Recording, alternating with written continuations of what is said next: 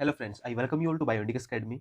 From this lecture onward, I am going to talk about classical zoology part. This is lecture 1. Okay, कुछ lectures हमारे होंगे pen paper based, कुछ होंगे PPT based. तो let's start. So biodiversity क्या होती है? बायोडाइवर्सिटी होती है variety and variability among living organisms is called biodiversity. अच्छा, इस बायोडाइवर्सिटी को मापने के कुछ पैरामीटर्स होते होंगे. तो वो पैरामीटर्स क्या क्या हैं? जैसे ऑर्गेनिजम्स हैं, उनकी न्यूमेरिकल स्ट्रेंथ क्या है.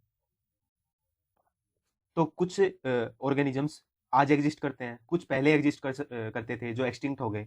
तो अब तक जूलॉजिस्ट ने 1.0 मिलियंस एनिमल्स के बारे में, मतलब जो जूलॉजिस्ट हैं या हमें पता है कि अप्रोक्सीमेटली 1.0 मिलियंस एनिमल्स हैं जिनके बारे में हम जानते हैं, और कुछ एनिमल्स ऐसे भी हो सकते हैं जिनके बारे में हम नहीं जानते हैं.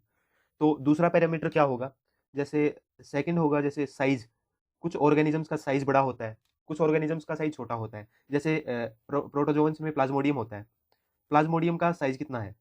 प्लाज्मोडियम जैसे ह्यूमन की आरबीसी होती है, वैसे तो इसका साइज होता है 6 माइक्रोन. ह्यूमन की आरबीसी होती है, उसका 1/5 पार्ट होता है इसका साइज, प्लाज्मोडियम का. अब एक जाइंट स्क्वाइड होता है, जैसे उसका साइज कितना होता है? जाइंट स्क्वाइड होता है, उसका साइज होता है 16.5 मीटर होता है. एक होता है जैसे वेल होती है ना, मैमल होती है वेल, तो उसका साइज कितना होता है? 35 मीटर. तो देखो वेरी कर रही है ना, इतना छोटा साइज और इतना बड़ा साइज. तो यहाँ से यहाँ तक देखो कितना साइज की वेरिएबिलिटी आ रही है. इसी चीज को बायोडाइवर्सिटी कहते हैं. अब थर्ड पैरामीटर क्या है? थर्ड पैरामीटर होगा जैसे अपियरेंस. अपियरेंस कैसी है?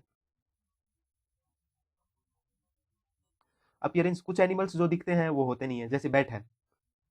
बैट है, वो हमें किस तरीके की दिखाई देती है? बैट जैसे उसके पंख होते हैं तो हमें लगता है ना कि बर्ड हो गए.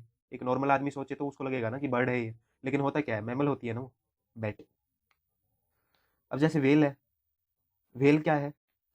रहती ओशियन में है, फिश की तरह दिखाई देती है, लेकिन है क्या? मैमल. तो अपीयरेंस के बेसिस पे भी देखो कितना वैरायटी आ रही है. तो इसको बायोडाइवर्सिटी कहेंगे. फोर्थ पैरामीटर क्या होगा? शेप. जैसे अमीबा. अमीबा होता है, अमीबा की तो कोई सर्टेन शेप होती नहीं है. स्पंजेस होती हैं, स्पॉन्ज जिसको बोलते हैं, प्लांट लाइक होती हैं. शिलेंट्रेट्स होते हैं. शिलेंट्रेट्स की शेप कैसी होती है? अ, इसकी शेप होती है लीफ लाइक. सी एनिमोन्स वगैरह होते हैं ना, लीफ लाइक होती है. फ्लैट वॉर्म्स होते हैं, प्लेटियल मंथीज में आते हैं ना फ्लैट वॉर्म्स. तो उसकी शेप कैसी होती है? फ्लैट वॉर्म्स की शेप होती है जैसे रिबन शेप्ड होती है ना. अब कुछ जैसे इलोंगेटेड वर्मी फॉर्म्स हैं.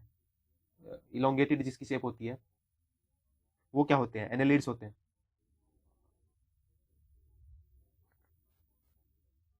तो फिफ्थ पैरामीटर अपना है सिमेट्री.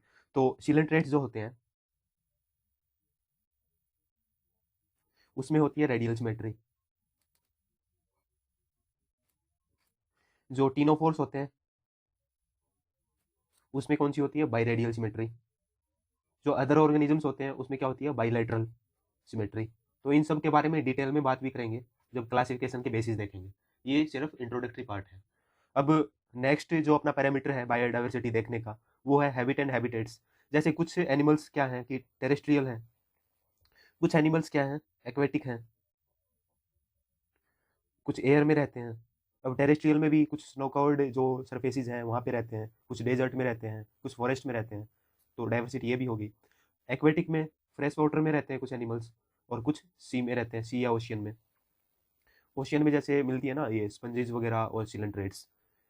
अब आर्थ्रोपोड्स होते हैं. ये केवल एक ऐसा फाइलम है जिस फाइलम में जो एनिमल्स हैं वो फाइट कर सकते हैं, मतलब इन्वर्टिब्रेट्स की पर्टिकुलरली हम बात कर रहे हैं यहाँ पे. तो इसमें जैसे स्टिंग, जैसे कोई मान लो कि फ्लाई है या कोई और ऑर्गेनिजम्स है, इस इनमें अग्रेसिव बिहेवियर होता है ना, दे कैन फाइट, है ना. तो ये इनकी एक क्या होगी? हैबिट. हैबिट होगी ना. और ये तो हमने हैबिटेट के बारे में बात करा, ये होगी हैबिट.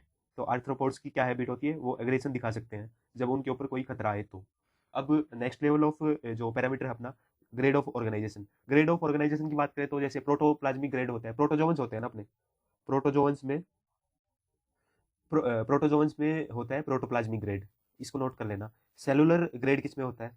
सेलुलर ग्रेड की बात करें तो ये जो अपने स्पंजेस वगैरह होते हैं इसमें सेलुलर ग्रेड होता है.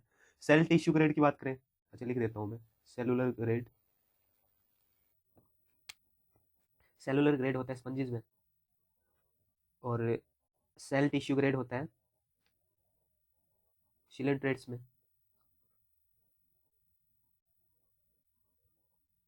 टिश्यू ऑर्गन ग्रेड होता है, tissue organ grade flight forms में। ऑर्गन सिस्टम लेवल, इससे नेक्स्ट लेवल का जो ऑर्गेनाइजेशन होता है ऑर्गन सिस्टम लेवल। तो ये किस में पाया जाता है, ये हायर ऑर्गेनिजम्स होते हैं उनमें ऑर्गन सिस्टम लेवल देखा जाता है। अब टाइप ऑफ सीलोम है नेक्स्ट लेवल का पैरामीटर अपना। तो उसमें सीलोम कैसे होते हैं, या तो कुछ ऑर्गेनिजम्स या एनिमल्स सीलोमेट्स होते हैं, कुछ एसिलोमेट्स होते हैं, कुछ स्यूडोसिलोमेट्स होते हैं। इन सब के बारे में भी देखेंगे क्लासिफिकेशन की जब बात करेंगे। अब डाइवर्स होता है रेस्पिरेटरी सिस्टम भी, रेस्पिरेशन कैसे करेंगे कोई ऑर्गेनिजम्स, तो वो भी मतलब वेरी करता है ना ऑर्गेनिज्म टू ऑर्गेनिज्म। कुछ ऑर्गेनिजम्स क्या करते हैं, जैसे जिसमें सेल्स होती हैं केवल कुछ एनिमल्स में, वो डायरेक्ट डिफ्यूज कर सकते हैं गैसेज को, इसको बोलते हैं डायरेक्ट डिफ्यूजन। दूसरा होता है जैसे एनालिड्स होते हैं ना, एनालिड्स में मॉइस्ट स्किन के थ्रू गैसेज को एक्सचेंज कर सकते हैं एनालिड्स में। कुछ एनिमल्स गिल्स का यूज करते हैं, कुछ कुछ के पास अपना रेस्पिरेटरी सिस्टम होता है डेवलप्ड, जैसे हायर एनिमल्स में। एक्सक्रीटरी सिस्टम की बात करें तो इसमें भी कुछ एनिमल्स डायरेक्ट डिफ्यूजन कर पाते हैं। कुछ में जैसे फ्लैट वॉर्म्स होते हैं ना, फ्लैट वॉर्म्स का कैरेक्टर यही है कि उसमें फ्लेम सेल्स होते हैं, फ्लेम सेल्स उसके थ्रू वो एक्सक्रीशन कर पाते हैं। और जो जैसे ये अपने एनालिडा और मोलस्क हैं उसमें नेफ्रिडिया के थ्रू एक्सक्रीशन होता है। मोड ऑफ रिप्रोडक्शन की बात करें तो एनिमल्स में दोनों टाइप के रिप्रोडक्शन देखे जाते हैं, ए सेक्शुअल भी और सेक्शुअल रिप्रोडक्शन भी। तो ओके, ये तो हो गया बायोडाइवर्सिटी के बारे में। अब हम नेक्स्ट से प्रोसीड करते हैं, टेक्सोनोमी के बारे में देखते हैं। तो टेक्सोनमी क्या होती है, branch of biology dealing with identification, nomenclature और क्लासिफिकेशन। आइडेंटिफिकेशन क्या होता है, आइडेंटिफिकेशन यानी placement of new organisms into previously described groups, और नोमेनक्लेचर यानी नामकरण करना भाई किसी का, द नेमिंग ऑफ ऑर्गेनिज्म। और क्लासिफिकेशन क्या होता है, क्लासिफिकेशन जैसे ordering of organisms into group. अब देखो ये टेक्सोनमी पहली बार किसने कॉइन करी थी ये टर्म, एपी डी कैंडोल। ठीक है, ये हो गया टेक्सोनमी के बारे में। अब एक होता है सिस्टमैटिक्स। सिस्टमैटिक्स क्या होता है, process of organising taxonomic information about organisms into a logical classification that provides the framework for all the comparative studies। अब देखो आइडेंटिफाई कर लिया हमने एक ऑर्गेनिज्म को, उसका नामकरण भी कर दिया। अब उस ऑर्गेनिज्म को जिसको हमने आइडेंटिफाई किया है, उसका नामकरण किया है, उसको एक ग्रुप में, जैसे ऑलरेडी हमने क्लासिफाई करके ये फाइलम इस टाइप के ऑर्गेनिज्म का, ये फाइलम इस टाइप के ऑर्गेनिज्म का, ये फाइलम इस टाइप के ऑर्गेनिज्म का। तो इस ऑर्गेनिज्म को जिसको हमने आइडेंटिफाई किया और नामकरण किया, उसको इस जो प्रीडिफाइंड जो क्लासिफिकेशन हमारी उसमें रखना सिस्टमैटिक्स कहलाता है। ठीक है, अब जो सिस्टमैटिक्स टर्म है वो पहली बार किसने यूज करी थी, कारोलस लीनियस। अब टैक्सोनमी और सिस्टमैटिक्स को दोनों को मिला दें तो एक सब्जेक्ट बनता है, उसको कहते हैं सिस्टमैटिक बायोलॉजी। अब हम बात करते हैं लेवल ऑफ टैक्सोनमी। टैक्सोनमी के लेवल होते हैं, जैसे अल्फा टैक्सोनमी होती है, बीटा टैक्सोनमी और गामा टैक्सोनमी। एक बार देख लेते हैं इनको। देखो अल्फा टैक्सोनमी होती है एक, तो अल्फा टैक्सोनमी में क्या होता है, finding, describing and naming of organism. ये फर्स्ट और मोस्ट बेसिक स्टेप होता है, एक ऑर्गेनिज्म को फाइंड करना, डिस्क्राइब करना और उसको नेमिंग करना, नामकरण करना। ठीक है, फिर बीटा टैक्सोनमी आती है, उसमें identification of natural group and biological classes. अब जो ऑर्गेनिज्म को फाइंड किया, डिस्क्राइब किया और नेम किया है, उसके लिए कौन सी क्लास सूटेबल है ना, उसमें पुट करने के लिए वो देखा जाता है बीटा टैक्सोनमी में। गामा टैक्सोनमी की बात करें, इसमें क्या होता है, इसमें हम study of evolutionary processes and pattern देखते हैं, उसके जो ऑर्गेनिज्म हमने फाइंड किया है उसके कंपेरेटिव एनालिसिस किया जाता है, तो उसको कहते हैं गामा टैक्सोनमी। तो ये था लेवल ऑफ टैक्सोनमी के बारे में। अब हम बात करेंगे नोमेनक्लेचर के बारे में। देखो नोमेनक्लेचर क्या होता है, formal naming of a particular organism according to some standardised system. तो एक सिस्टम के थ्रू हम किसी ऑर्गेनिज्म की नेमिंग करते हैं। ठीक है, होता क्या है कि कई ऑर्गेनिजम्स के कॉमन नेम होते हैं, तो वो रीजन वाइज डिफर करते हैं। जैसे इंडिया में एक ऑर्गेनिज्म को कुछ नाम से बुलाते हैं, इंडिया के डिफरेंट स्टेट्स हैं, तो अलग अलग लैंग्वेज डिफर करती है ना, वेरी करती है, तो लैंग्वेज के अकॉर्डिंग अपना ऑर्गेनिज्म का नेम चेंज होता है। तो उस चीज़ को अवॉइड करने के लिए, उस वर्नाक्यूलर नेमिंग को अवॉइड करने के लिए साइंटिफिक नेम्स का कॉन्सेप्ट आया। साइंटिफिक नेम्स में क्या होता है कि एक, जैसे साइंटिफिक नेम एक सिस्टम के ऊपर डिपेंड रहता है ना। ये है कि रिकमेंडेशन थी कि इंटरनेशनल कोड ऑफ नोमेनक्लेचर है एक, ICN, international code of nomenclature. इसकी रिकमेंडेशन के बेसिस पे किसी भी ऑर्गेनिज्म का साइंटिफिक नेमिंग की जाती है। पहले जो नेमिंग होती थी, ये है जुलाई 2011 के बाद आईसीएन के जो है international code of nomenclature, ICN के बेसिस पे नोमेनक्लेचर की जाती है साइंटिफिक। पहले ये होता था आईसीबीएन, ICBN और ICZN। ICBN क्या है? International code of botanical nomenclature. और ICZN क्या है? International code of zoological nomenclature. तो ये कुछ रूल्स थे, इनके बेसिस पे साइंटिफिक नेमिंग होती थी। अब जो नोमेनक्लेचर है 3 टाइप की होती है। नोमेनक्लेचर, मोनोमियल नोमेनक्लेचर क्या होती है? जैसे हम एक ऑर्गेनिज्म को क्लासिफाई करते हैं, जैसे बोलते हैं ना कि kingdom, phylum, class, order, family, genus, species. तो फैमिली मान लिया हमने, एक ऑर्गेनिज्म की फैमिली है, सोलेनेसी मान ली। तो सोलेनेसी जो है, स्पेलिंग देख लेना सही है नहीं, सोलेनेसी जो है ये सिंगल नेम हो गया ना एक फैमिली का, तो इसको कहेंगे मोनोमियल नोमेनक्लेचर। अब वहीं अगर बाइनोमियल नोमेनक्लेचर की बात करें तो उसमें क्या होगा कि एक ऑर्गेनिज्म है, जैसे मैंगो है, मैंगो की नेमिंग कैसे होगी? Mangifera indica. जो फर्स्ट नेम है ये तो जीनस को डिनोट करता है, और सेकंड नेम इंडिका है, स्पीसीज नेम को डिनोट करता है। और ट्राइनोमियल नोमेनक्लेचर की, अच्छा एक चीज और बता देता हूँ, बाइनोमियल नोमेनक्लेचर का कॉन्सेप्ट किसने दिया था? कारोलस लीनियस। उनका पहले नाम क्या था? कार्ल वोन लिन। जब इन्होंने ये कॉन्सेप्ट दिया बाइनोमियल नोमेनक्लेचर का, तब इन्होंने अपना नेम भी चेंज कर लिया। तो नेम चेंज करके क्या किया? कारोलस लीनियस। ठीक है, बाइनोमियल हो गया ना इनका नेम भी है। फिर ट्राइनोमियल नोमेनक्लेचर की बात करें तो ट्राइनोमियल नोमेनक्लेचर में होता है कि जैसे मैंगीफेरा इंडिका है या ह्यूमन मान लो, जैसे ह्यूमन है, तो उसमें क्या होगा? होमो सैपियंस सैपियंस होता है ना, होमो सैपियंस सैपियंस। अभी प्रेजेंटली नेम अपना ये है, तो इसमें देखो homo, genus name, species name sapiens, और सब स्पीसीज नेम भी सैपियंस है। तो इसलिए 3 नेम आ रहे हैं ना एक नेम में, ट्राइनोमियल नोमेनक्लेचर, इसलिए ये ट्राइनोमियल नोमेनक्लेचर हो गया। अब जैसे इंडिया में जो क्रो होता है, कौवा होता है, उसका नाम क्या होता है? कोरवस। साइंटिफिक नेम बता रहा हूँ मैं ट्राइनोमियल में, कोरवस स्प्लेंडेनस। तो ये कौवे का नाम है।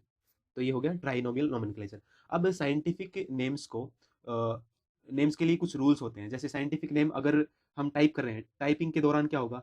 टाइपिंग के दौरान अलग से दिखाने के लिए पहला, जैसे मैंगीफेरा इंडिका है, मैंगीफेरा इंडिका जैसे लिख रहे हैं ना टाइपिंग में, या तो एक राइटिंग मान लो, राइटिंग और टाइपिंग, टाइपिंग के दौरान इटैलिक्स में होना चाहिए पूरा का पूरा, मैंगीफेरा इंडिका या कोई भी साइंटिफिक नेम पूरा का पूरा इटैलिक्स में होना चाहिए। इसका जो स्पीसीज नेम है उसका फर्स्ट जो लेटर है वो स्मॉल लेटर्स में होना चाहिए, और जो स्पीसीज जीनस है उसका फर्स्ट लेटर कैपिटल लेटर में होना चाहिए, और इटैलिक्स फॉर्मेट होना चाहिए। जब लिख रहे होते हैं तब तब ये होता है, जैसे जो जीनस नेम है मैंगीफेरा इंडिका, लिख रहे होते हैं तो पहला जो जीनस का पहला लेटर है वो कैपिटल होना चाहिए, और स्पीसीज का पहला लेटर स्मॉल होना चाहिए, और ये दोनों के दोनों अंडरलाइन होने चाहिए। तो समझ आ गया, ये हैं रूल्स नोमेनक्लेचर के। तो ये हो गया नोमेनक्लेचर के बारे में। अब बात करेंगे हम क्लासिफिकेशन के बारे में। देखो क्लासिफिकेशन, क्लासिफिकेशन का मतलब होता है arrangement of taxa into some type of order. Okay, significance क्या होता है क्लासिफिकेशन का? एक तो हमें मतलब जो स्टडी करते हैं ऑर्गेनिजम्स की, उसमें कन्वीनियंस होता है। एफिनिटीज का पता चलता है, एफिनिटीज यानी रिलेशनशिप क्या है एक दूसरे में आपस में ऑर्गेनिजम्स का, है ना, एक दूसरे का रिलेशनशिप क्या है उसका पता चलता है अगर हम क्लासीफाई करते हैं तो। तीसरा है कि सीक्वेंस ऑफ इवोल्यूशन, कौन से ऑर्गेनिज्म से मतलब सीक्वेंस पता चलता है ना इवोल्यूशन का, कि कौन से ऑर्गेनिज्म से कौन सा ऑर्गेनिज्म इवोल्व हुआ है। बाद में कनेक्टिंग लिंक्स का पता चलता है, और ये मदद मिलती है कि उनको क्लासीफाई कैसे किया जाए, कनेक्टिंग लिंक को। एडेप्टेशन का पता चलता है, अगर क्लासीफाई कर देते हैं हम, तो जैसे क्लासीफाई कर दिया मैंने, एक ये रैक है ये, ठीक है, इसमें क्लासीफाई कर दिया है, तो इस रैक में एक टाइप के ऑर्गेनिजम्स हैं, उनकी कैरेक्टर्स क्या क्या हैं, और वो ऑर्गेनिज्म कौन से इन्वायरमेंट में रहते हैं। तो कैरेक्टर और इन्वायरमेंट का लिंक करके मैं पता लगा सकता हूँ कि एडेप्टेशन क्यों हो रही है, किन कैरेक्टर्स की वजह से एडेप्टेशन हो रही है इस ऑर्गेनिज्म की। अब नॉलेज ऑफ फाइलोजेनी का पता चलता है कि फाइलोजेनी का मतलब यही होता है कि कॉमन एंसिस्टर कौन से ऑर्गेनिज्म के कौन सा एंसिस्टर कॉमन है। तो ये था सिग्निफिकेंस ऑफ क्लासिफिकेशन। तो अब जैसे क्लासिफिकेशन की जरूरत क्यों पड़ी? जैसे एक रूम है, बहुत बड़ा सा एक रूम है, और रूम में भी बहुत सारे रूम है, ठीक है। एक कॉमन सी बात समझो, जैसे किलोमीटर होता है ना, 1 किलोमीटर हो गया, किलोमीटर से छोटी यूनिट क्या होती है? मीटर। मीटर से छोटी सेंटीमीटर, सेंटीमीटर से छोटी मिलीमीटर। तो ऐसे करते करते ऐसे ही क्लासिफाई किया गया है इसको, ऑर्गेनिजम्स को भी। जैसे मान लिया हमने ये किंगडम है, किंगडम के बाद किंगडम में फाइलम कौन कौन से हैं? ये फाइलम मान लो, ये रूम्स हैं, रूम के अंदर रूम्स, फाइलम। और फाइलम के अंदर अगर जाए हम, फाइलम के अंदर भी कौन कौन से, फाइलम से अगली टेक्सा होती है क्या? क्लास। कौन कौन सी क्लास है? क्लास के अंदर भी और भी रूम बना दिए जाए उसको ऑर्डर कहेंगे, ऑर्डर के अंदर और भी रूम बना दिए जाए फैमिली कहेंगे, फैमिली के अंदर और रूम बना दिए जाएं, जीनस कहेंगे। फिर जीनस के अंदर और रूम बना दिए जाएं तो उसको स्पीसीज कहेंगे। तो इतना सा कॉन्सेप्ट है। जैसे मैंने बोल दिया कि किंगडम, किंगडम कितने हैं? Kingdom RH. विटेकर ने जो क्लासिफिकेशन दी थी उसके अकॉर्डिंग किंगडम 5 है। और जो रिसेंट क्लासिफिकेशन आजकल हम फॉलो करते हैं डोमेन वाली, 3 डोमेन है, वो अलग है, बाद में बात करेंगे ये क्लासिफिकेशन के। तो लेकिन किंगडम अभी 5 वाला मान के चलते हैं हम कि 5 किंगडम है भाई। तो सबसे बड़ा टैक्सा क्या हो गया? किंगडम। फिर क्या आता है? फाइलम। फाइलम के बाद क्या आता है? टैक्सा की बात कर रहा हूँ, ये सबसे बड़ा रूम। बड़े रूम में एक और रूम फाइलम। फाइलम के अंदर रूम क्लास। क्लास के अंदर और भी इससे छोटा रूम ऑर्डर। ऑर्डर के अंदर एक और छोटा रूम फैमिली। फैमिली के अंदर एक और छोटा रूम जीनस। जीनस के अंदर एक और छोटा रूम स्पीसीज। अब एक ऑर्गेनिज्म होता है जैसे कोकोस न्यूसीफेरा, उसको एक बार इसमें क्लासिफाई करके देखते हैं। ये जो हमारे टैक्सा टैक्सा हैं इनके अकॉर्डिंग क्लासिफाई करके देखते हैं। जैसे कौन सा बोला मैंने? कोकोस न्यूसीफेरा ना, कोकोस न्यूसीफेरा, ये एक ऑर्गेनिज्म है, इसको क्लासिफाई करते हैं। इसका किंगडम क्या हो गया? प्लांटी। प्लांटी। फिर इसका फाइलम क्या हो गया? मैग्नोलियोफाइटा। मैग्नोलियोफाइटा। बाद में फिर क्लास क्या हुई? लिलियोप्सिडा। फिर ऑर्डर की बात करें तो एरिकेल्स।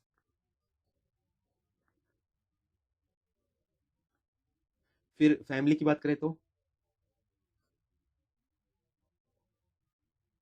अच्छा फैमिली की जब फैमिली लिखते हैं ना, कोई भी ऑर्गेनिज्म की फैमिली लिखते हैं तो उसके लास्ट का जो 3 लेटर्स होते हैं वो ई होते हैं।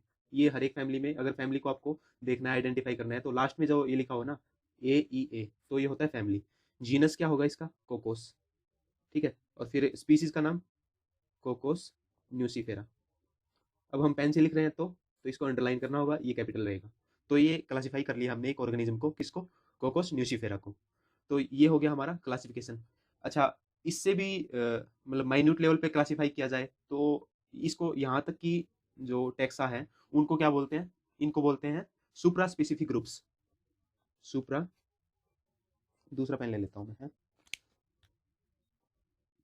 सुप्रा स्पेसिफिक ग्रुप्स। अब इसके बाद भी अगर क्लासिफिकेशन करनी पड़े तो देखो, स्पीसीज के बाद क्या आता है? Sub species. सब स्पीसीज के बाद क्लाइंस। क्लाइंस के बाद बीम्स, है ना। जैसे इस वाले टैक्स, इन सब टैक्सा को क्या बोलते हैं? Infra specific groups. अब देखो हमारा ह्यूमन का नेम क्या है? होमोसेपियंस। Homo sapiens sapiens. तो देखो ये तो हो गया, सब स्पीसीज होगी सेपियंस। स्पीसीज क्या होगी? सेपियंस। और फिर होमो क्या है? जीनस। अब इसके बाद भी हमारे क्या होता है कि हमारे कुल का नाम होता है ना, कि फॉर एग्जांपल मान लो कि मिश्रा है। मिश्रा है, ये तो बोल दिया कि हमने सरनेम बोल दिया। सरनेम के बाद आपका पर्टिकुलर नेम होता है, कि जैसे आशुतोष बोल दो, आशुतोष, तो पर्टिकुलर नेम हो गया। तो इसी टाइप से ये है देखो। होमो, होमो क्या है? जीनस। स्पीसीज क्या है? सेपियंस। सब स्पीसीज क्या है? सेपियंस। फिर क्लाइंस या डीम्स, जैसे क्लाइन मान लो कि मिश्रा है, डीम्स या कोई दूसरा कोई टैक्सा मान लो कि नेम, पर्टिकुलर नेम मान लो, तो वो है आशुतोष। तो इतना सा मैटर है क्लासिफिकेशन का। अगले लेक्चर में हम बात करेंगे हिस्ट्री ऑफ क्लासिफिकेशन और ऑर्गेनिजम्स को क्लासिफाई करेंगे इनवर्टिब्रेट और वर्टिब्रेट्स में। और बाकी क्लासिफिकेशन 2 टाइप की देखेंगे, आर्डिबान्स में दी हुई है, वो क्लासिफिकेशन भी देखेंगे। डोमेन वगैरह क्या होते हैं, किंगडम क्या होते हैं, ये सब भी देखेंगे। और बाकी कोटपाले में क्या दिया हुआ है वो भी देखेंगे।